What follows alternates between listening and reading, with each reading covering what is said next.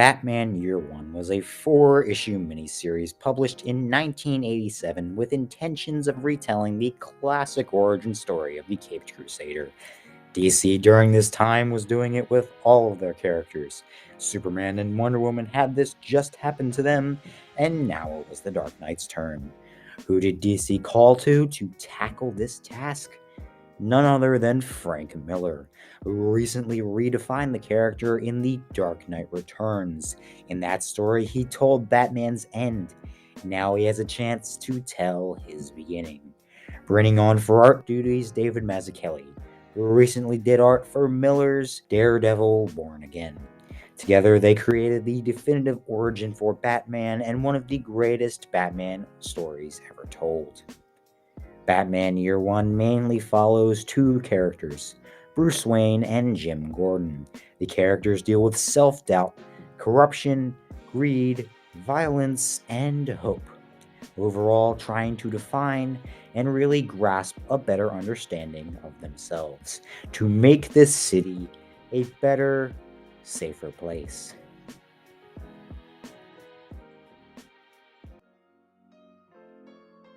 The full series is illustrated by David Mazzucchelli with colorist Richmond Lewis.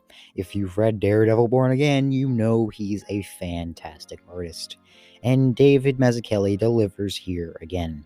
The art is fantastic. It really captures the tone of the book. David goes for a more simplistic style, you could say, focusing heavily on the line art alone, using heavy shadows but has a very clean nature to the style. But that doesn't mean this book is clean. He uses this clear style, however, the city and its people that inhabit it are dirty. These city streets are so full of life, but darkness. This dirtiness of Gotham is shown from page to page. It doesn't seem like a place you'd want to live in. The city is littered with disgusting people. Trash is thrown on the ground. Buildings are covered with rust and dirt. Miller really made Gotham feel like a real place in The Dark Knight Returns, and now he's continuing it with Year One, and Mazzucchelli is adding to it, really making this city feel real, lived in. The characters reflect that even more. In this story, each character has something wrong with them. Not even our main characters are clean. Bruce is unhinged, dirty, but has a clear passion. The designs show that. Batman in this story is lean, he's young, he makes mistakes, but he knows what he wants and strives to get it. Side characters like Selina, Commissioner Loeb, Flask, and even smaller characters that maybe even get a few lines drive home the point of how corrupt and how dirty the city of Gotham and its people are. There are good apples, like Barbara, like Harvey, but in later stories like The Long Halloween, you see that even they aren't all good. That Gotham corrupts all.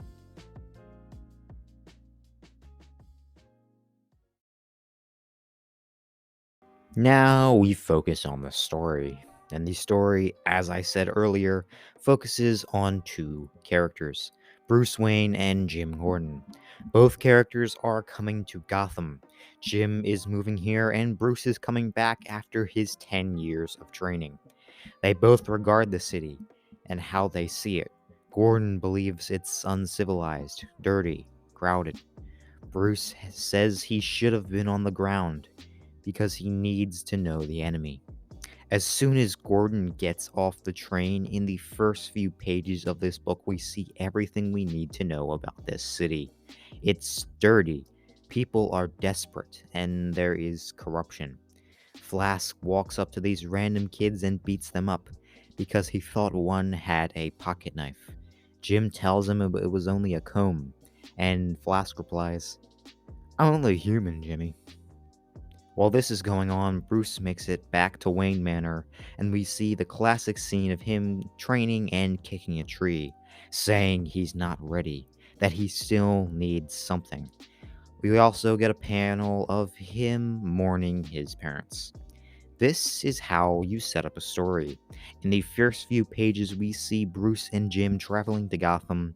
We know their motivations for being here, and we know the key plot points. In the first 6 pages, we flesh out all of this, and everything else we need to know is fleshed out in the rest of the first issue.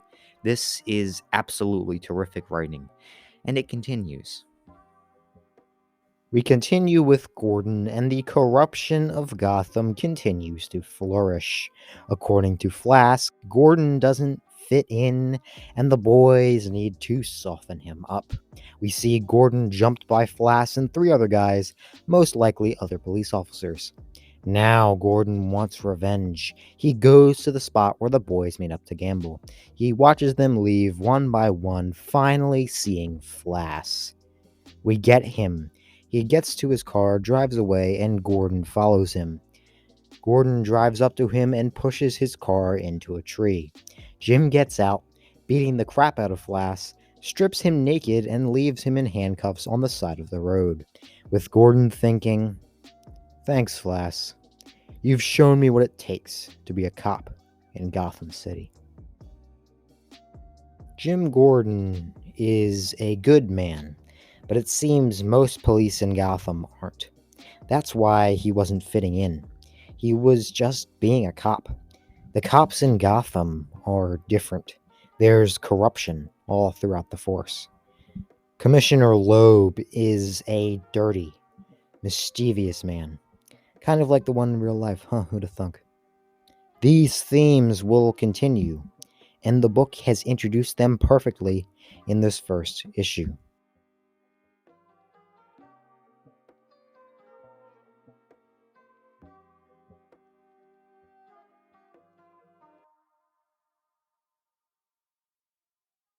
We cut to Bruce, and he's going out, on what you may call a patrol.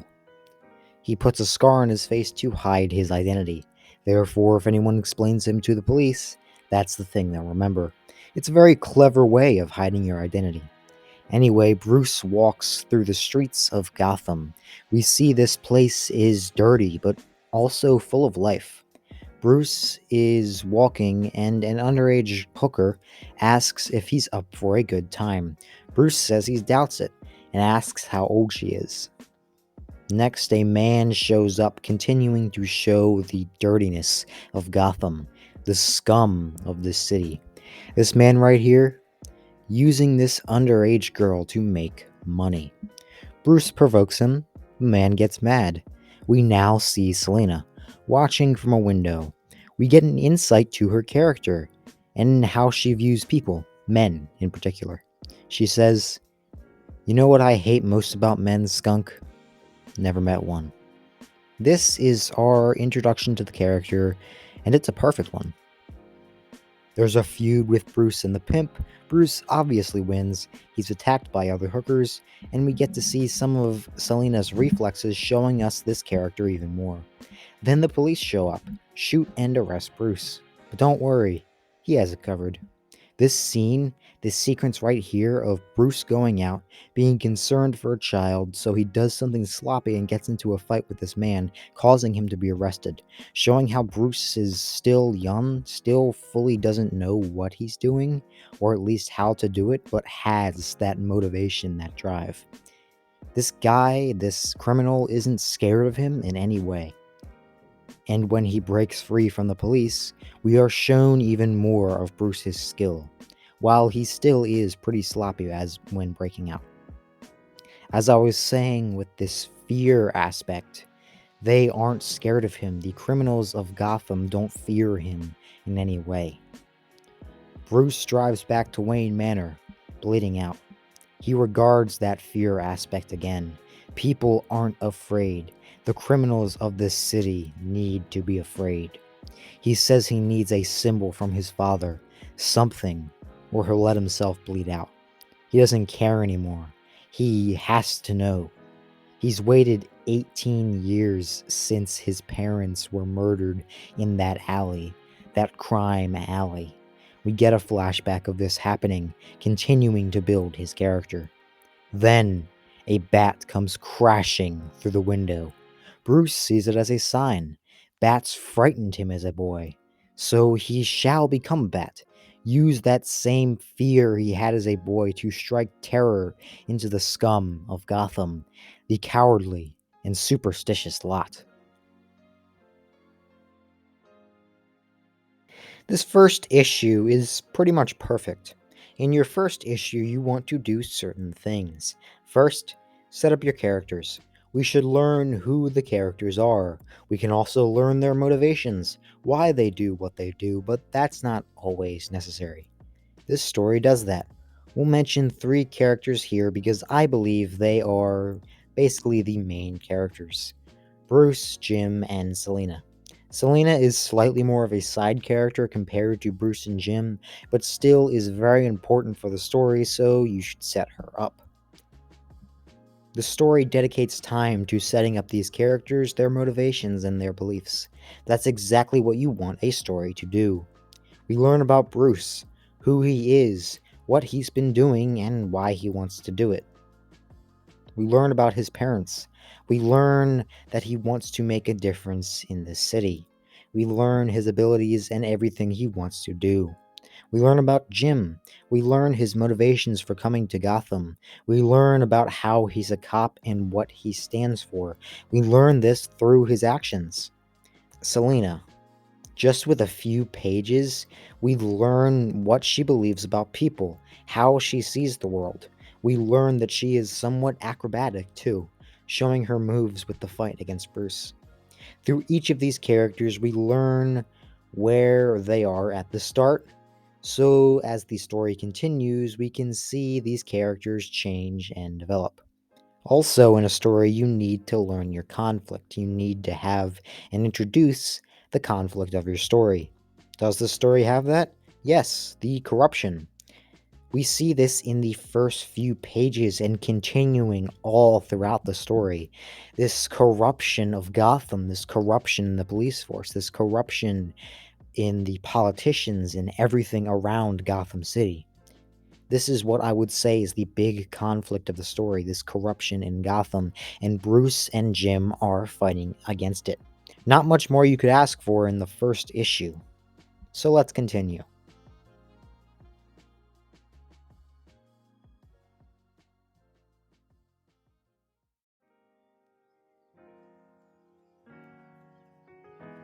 I'll be covering issue 2 and 3 together.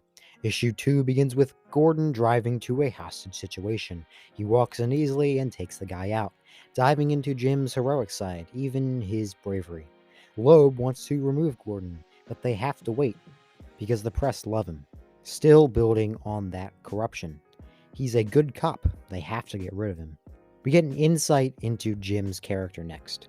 He hates his job. He doesn't like this. We get a crucial line continuing to build this character's beliefs. Another kick. Strong boy, little James. I pray he's very strong and smart to stay alive. How did I let this happen? How did I screw up so badly? To bring an innocent child into life in a city without hope. This is huge information about his character. Gordon hates Gotham. He despises this city. He feels bad that he brought a child into this cruel world. Just that line right there tells us so much about Gordon and who he is right now. We then see Gordon get a call from Merkel. There's a giant bat running around. Interesting. Transitioning to the Batman. He's in action for the first time. He regards the fact that the people seeing him are terrified. The costume works. It's just how he intended it. He jumps down to the balcony. The people are terrified. One even calls for their mommy. And he realizes that it's working. This is the symbol that he needed. He needed a way to strike terror into the heart of Gotham's criminals. And this is the way to do it. One of the guys falls off the balcony, but Batman catches him, thinking, no, I'm no killer. Again, continuing to build this character.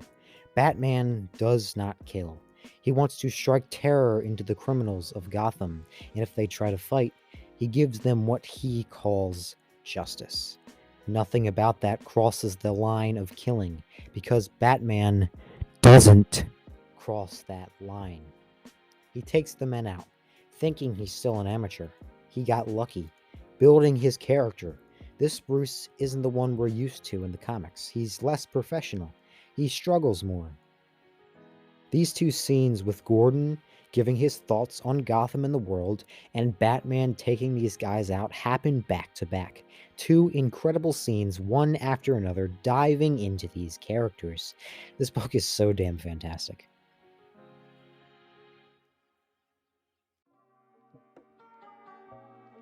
Next, the police are investigating the Batman, this vigilante that's taking out street-level crooks and now moving to upper echelons like suppliers. Flass apparently saw the Batman, and he said he's not human. He came down from the sky. A bullet passed straight through him. Things flew out of his claws. We cut back to Batman, and he's getting ready for a real challenge. The real people he's after. All the big people in Gotham are at this dinner. Councilmen, politicians, the commissioner, the mayor, Falcone, all there discussing Batman and Gordon. How both of them are, in their own ways, becoming problems. Batman throws a little bomb into the room, blowing up the wall. Then he enters, saying, "Ladies, gentlemen, you have eaten well. You've eaten Gotham's wealth, its spirit. Your feast is nearly over. From this moment on, none of you are safe."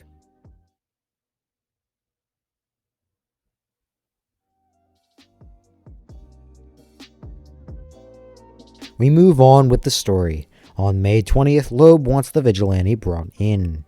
June 5th, Batman goes after Falcone, which Falcone obviously doesn't appreciate. June 6th, Jim continues to try and find Batman.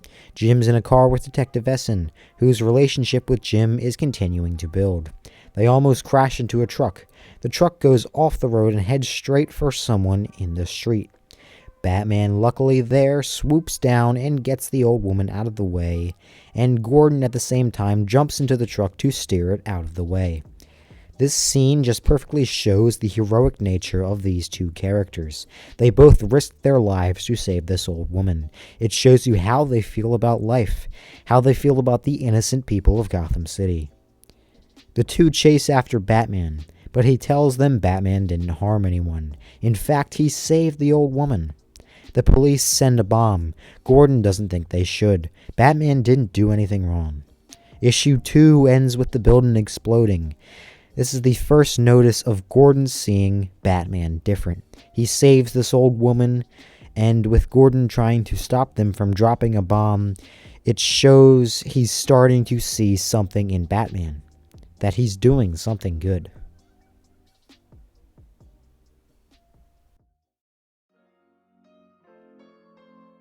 Moving to issue 3, Bruce is trapped in an abandoned building as cops are searching for him.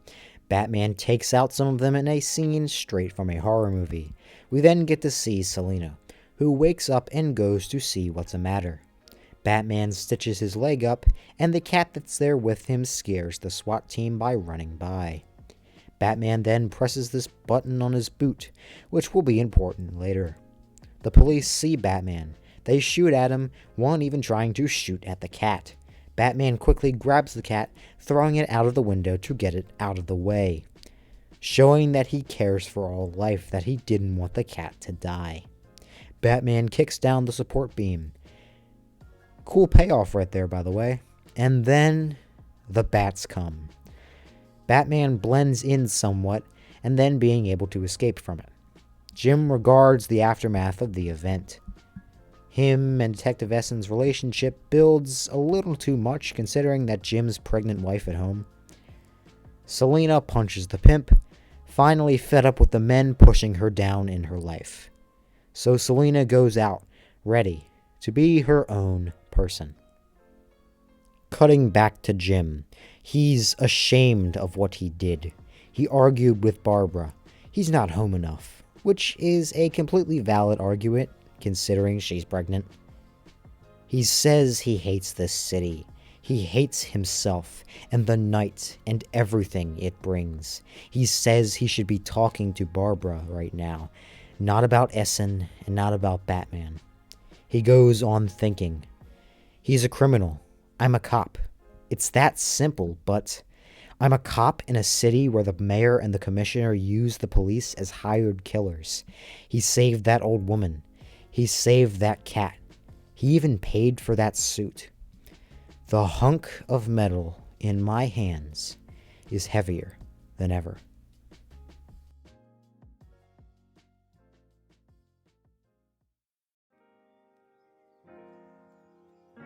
So these two issues do so much to build the plot and tell us about these characters. Things that you want from your second and third issue. And it also builds this corruption story. Now Batman is targeting them directly. They're scared. They should be scared. Now they can't prey on the weak, on the oppressed, because someone is standing up for them now. Diving into these characters, Bruce.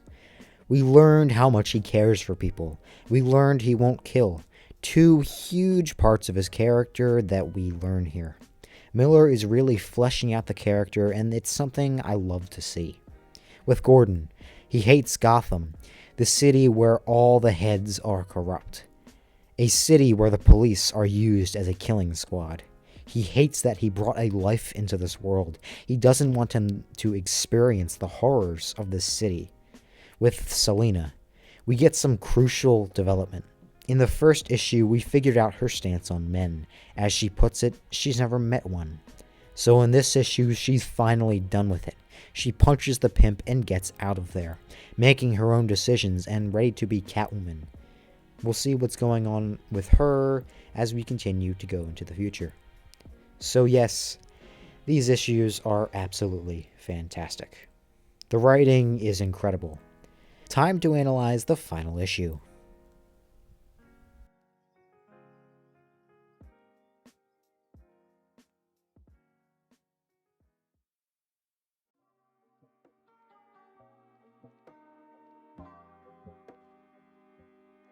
Issue 4 opens with Gordon and Sarah's relationship continuing to grow.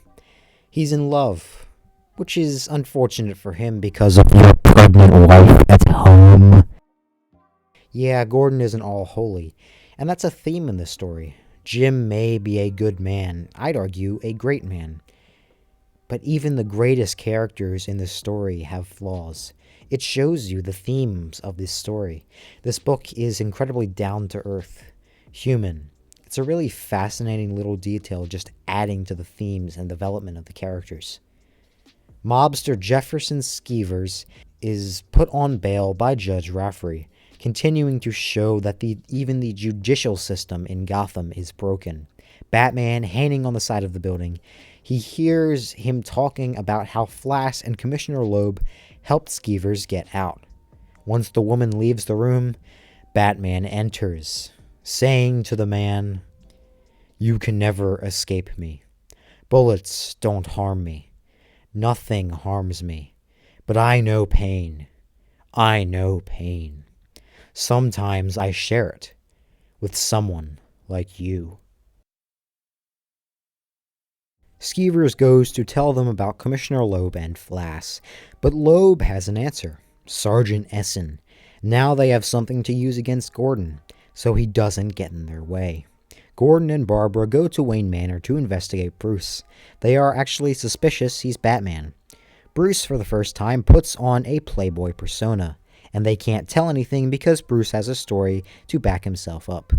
They leave. Jim tells Barbara about Essen, and Bruce asks Alfred what he thought of his performance, which lightly mentions a part of Bruce's character.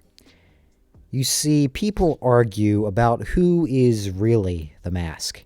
Is Batman the persona, or is it billionaire playboy Bruce Wayne that the public knows? Well, I'd personally like to argue that both are the mask. Both are people who somewhat hide his true self. That real Bruce, he hasn't shown the general public since that night in Crime Alley. Bruce, ever since then, has been hiding his identity, his pain. He acts out that pain as Batman, using it as motivation to serve justice to the cowardly and superstitious lot of Gotham's criminal underworld. So no good person ever has to feel the same pain he felt, that he always feels. The real Bruce, he only shares that Bruce at this point in his life with Alfred. That's the person that's always cared for him when his parents were gone.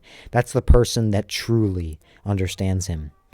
You have to look closely at details like this to truly understand Bruce's character and his mental state.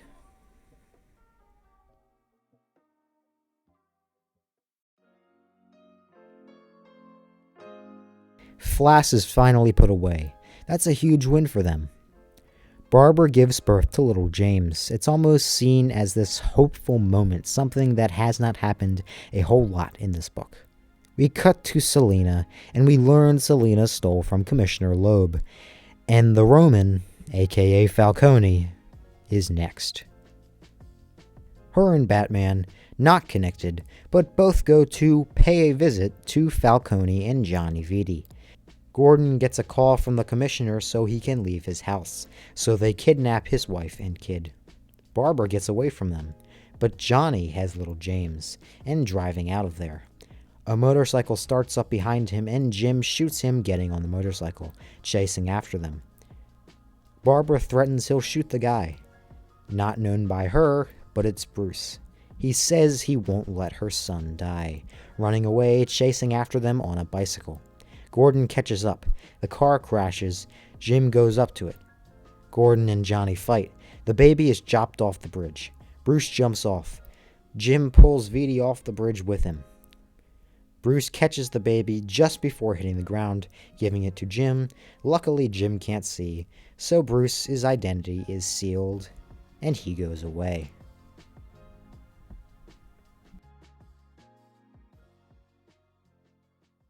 Loeb finally has to answer for his crimes. Flass is put away. Just another big win in stopping the corruption of Gotham. Gordon talks about what's going on. He and Barbara are going to counseling now. Sarah apparently is doing well in New York.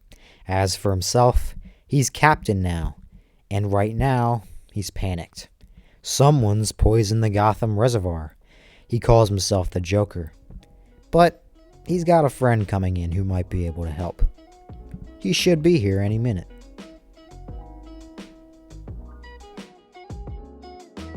Thank you everybody so much for watching. Batman Year One was such a great comic, and it is really fun to just go in depth and analyze the hell out of this thing. I plan on doing many videos like this in the future. If you liked my analysis, you can do two things. First, like the video, and second, subscribe and hit the notification bell so you're notified whenever the next video drops. Outside of my channel, as I said earlier, you can support the Patreon if you want more content from me. You can find me elsewhere on Twitter and Instagram at RedAltComics, and I have a Discord server if you'd personally like to chat. All of this and more will of course be linked in the description below, so if you want more of this sexy elk, I suggest going down there. Definitely know what you thought in the video in the comments below as well. So once again, have a good rest of your day, and I'll see you on the next video. Goodbye.